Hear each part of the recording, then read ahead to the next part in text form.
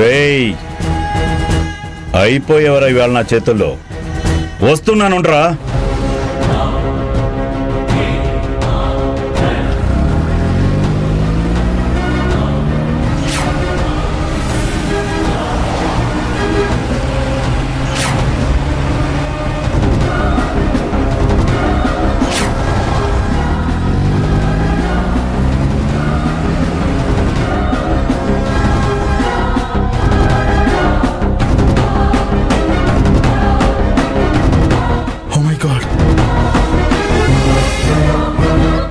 Sir శ్వాస కూడా లేదు సార్.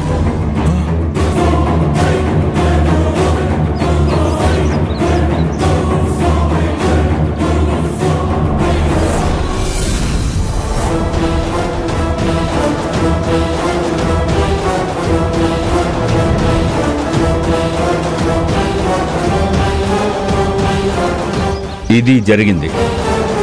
ఇప్పుడు నా కూతురు ఆత్మ శాంతిస్తుంది. నేనే చంపేశాను వాణ్ణి. ఆ నందాను చంపింది నేనే చంపాను.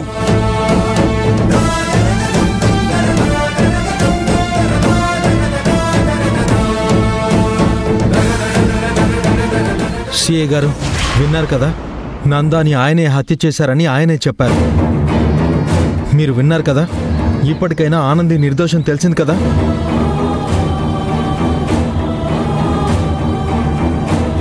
ఇప్పుడు యాక్షన్ తీసుకోండి. కానిస్టేబుల్స్, ఇతన్ని కస్టడీలోకి తీసుకోండి. రండి, కమాన్.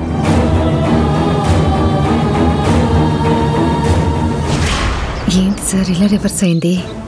ఎవరైతే ఏంటి, అక్యూజ్డ్ దొరికాడు కాబట్టి నందా పారిపోతుంటే మీరేం చేస్తున్నారని పై అధికారులు మనల్ని అడగరు. అంతవరకు మనం సేఫ్. ఆనందిని వదిలేయడమే బెటర్. Okay sir. ఆనంది, ఇక మీదట నిన్ను ఎవరూ ఏమీ చేయలేరు. సూపర్ అశ్విన్. ఆనందిని ప్రెస్ ముందుకి తీసుకెళ్తున్నారని తెలిసి కూడా ఇక్కడే ఉండి మేమేమీ చేయలేకపోయాం. కానీ నువ్వు కరెక్ట్ టైంకి వచ్చి ఆనందిని కాపాడావు.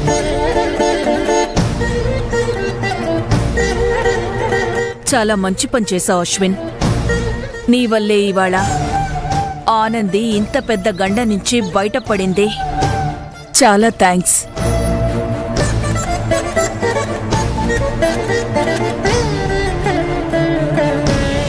ఈయన్ని చూపించడానికేనా మీరు ప్రెస్ మీట్ పెట్టింది?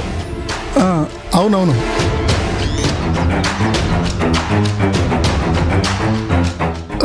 నందా కేసులో ఇతన్నే కోర్టులో సబ్మిట్ చేయబోతున్నాం. ఆ విషయం చెప్పడానికే ప్రెస్ను రమ్మన్నాం.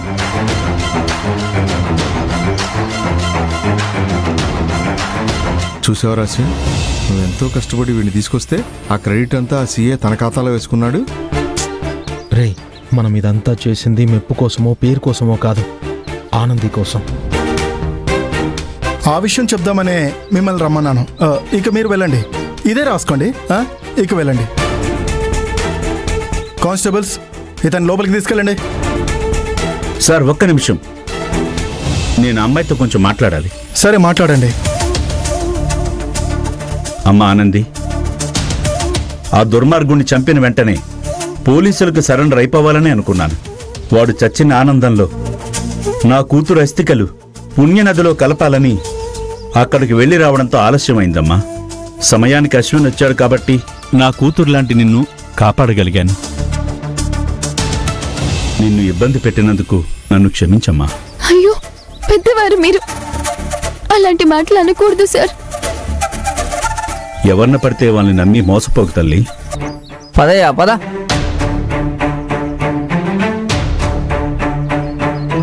సిఐ గారు, మీరు చేసిన తప్పుని కవర్ చేసుకోవడానికి ఆనంది లాంటి అమాయకుల్ని బలి చేయకండి. Sorry madam. అమ్మా ఆనంది, సారీ అమ్మా. కానిస్టేబుల్స్, పదండి.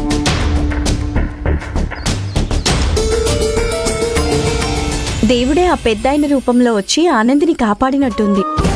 ఆనంది, జరిగింది తలుచుకుంటూ నువ్వైతే బాధపడకు. Ashwin, really thank you so much. ఆయన నాకు ముందే తెలుసు కాబట్టి ఆయనే నందాని హత్య చేసి ఉండొచ్చని వెళ్ళాను. కాబట్టి నిజం బయటపడింది. నా ప్లేస్లో మీరున్న అదే చేసేవారు కదా సార్. సరే, నేను ఆనందిని హాస్టల్లో డ్రాప్ చేసి వస్తాను. ఆనంది రా. మేడం పదండి.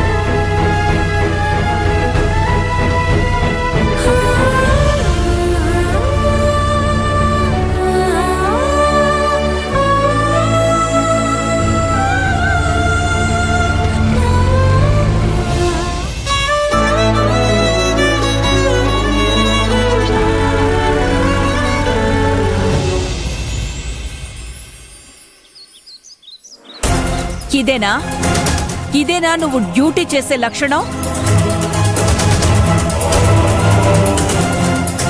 ఆనందికి మొదటి పార్సిల్ వచ్చినప్పుడే నువ్వు అడ్డుపడి ఉంటే ఇవాళ పోలీసులు హాస్టల్ వరకు వచ్చే ఛాన్స్ ఉండేదా? నిన్ను సెక్యూరిటీ గార్డుగా నియమించుకుంటే నువ్వు చేసే డ్యూటీ ఇదేనా? ఇలాంటి వాళ్ళు నాకు అవసరం లేదు. నీకు రావాల్సిన జీతం బ్యాలెన్స్ తీసుకొని నువ్వు వెళ్ళిపో. ఇంత హఠాత్తుగా ఉద్యోగం మానేసి వెళ్ళిపోమంటే ఎక్కడికి వెళ్ళాలి మేడం? సరే, ఒళ్ళు దగ్గర పెట్టుకొని డ్యూటీ చేయి. అలాగే మేడం. మీరేంటి, వేరే పని లేదా? లోపలికి వెళ్ళండి.